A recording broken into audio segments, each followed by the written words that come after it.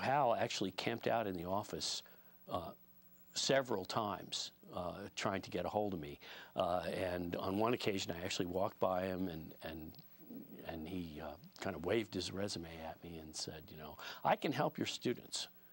And I thought, when he said that, I thought, well, that's not what they usually say. He was very passionate about what he did, and he wanted the students to feel the same way. And he was always available for you. He made it clear that he was available for you anytime, any day. You could email him, call him, go to his house.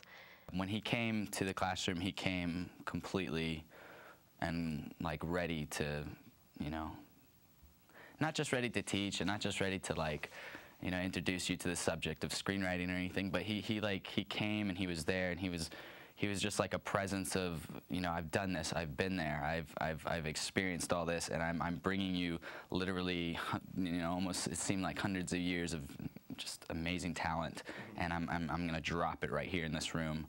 We brought him on to teach one class, and partway into the class, it was absolutely apparent that he was doing really well. Students loved him, and he loved them. I found his class just to be such an interesting experience on so many levels. It was so much different. I felt like his way of teaching was just, you know, he really pushed outside of all the barriers that I was used to in a classroom, and that experience was so amazing to me, just to see like how passionate he was. And he was a mentor to me, definitely, as a teacher.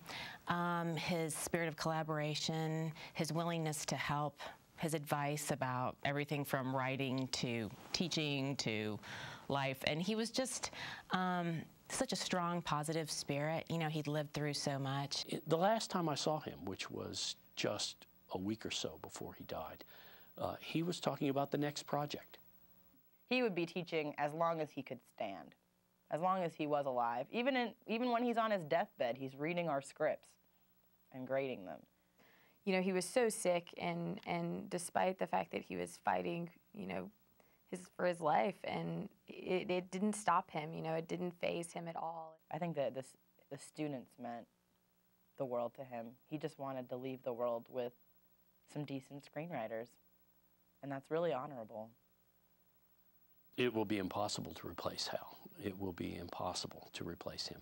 I don't know anyone with as much or similar kinds of experiences as he has to offer us. He had to offer us life experience.